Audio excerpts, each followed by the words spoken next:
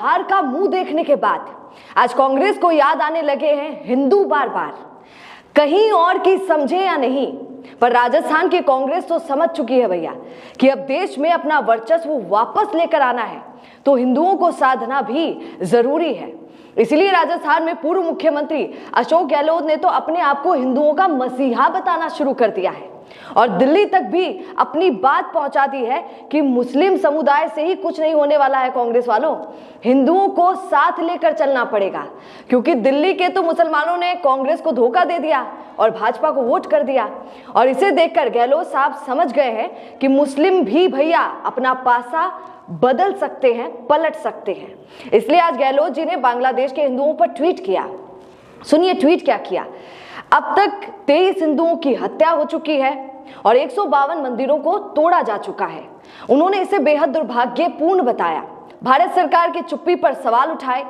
भारत सरकार को इस गंभीर मुद्दे पर वैश्विक मंचों पर आवाज उठानी चाहिए, ये कहा, और बांग्लादेश सरकार पर दबाव बनाना चाहिए। ये अशोक गहलोत के शब्द थे।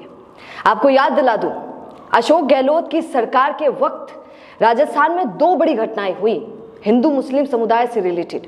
उदयपुर के कन्हैया लाल हत्याकांड को आप भूल नहीं सकते हैं और जयपुर के अक्टूबर 2023 की रोड रेज की घटना आप भूल नहीं सकते हैं। उनकी सरकार में इतनी बड़ी 2 घटनाएं हो जाती हैं, पर गहलोत साहब ने तब हिंदुओं पर कोई दुख नहीं दिखाया।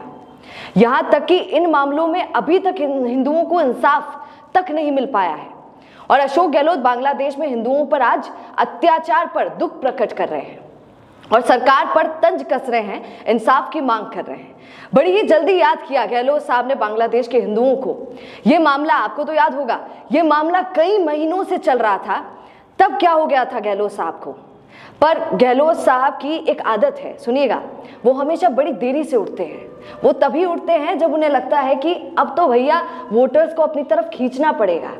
चाहे वो उनकी पुरानी योजनाओं को आप ले लीजिए जो 5 साल के अंतिम दिनों में लागू की जाती हैं, या फिर हिंदुओं पर बयानबाजी को आप देख लीजिए जो इस वक्त गहलोत साहब कर रहे हैं। आज अशोक गहलोत ने जो बांग्लादेश के हिंदुओं के लिए ट्वीट किया, उसको लेकर भाजपा प्रदेशाध्यक्ष मदन राठौड़ का भी बयान सामने आया। उन्होंने कहा कि इन्हीं गहलोत सरकार में हिंदुओं के साथ भेदभाव किया गया था, मंदिरों पर धड़ाधड़ी से टैक्स लगाया गया था और उनकी सरकार में राजस्थान में मस्जिद मदरसों को बढ़ाने का काम किया गया। कई जगह मस्जिद मदरसे उस वक्त बनाए गए, आपको याद होगा। और इसीलिए इस पूरी खबर से यही पता चलता है कि अशोक गहलोत को ये समझ लेना चाहिए कि हिंदू मुस्लिम अपनी राजनीति को चमकाने के लिए ना करें।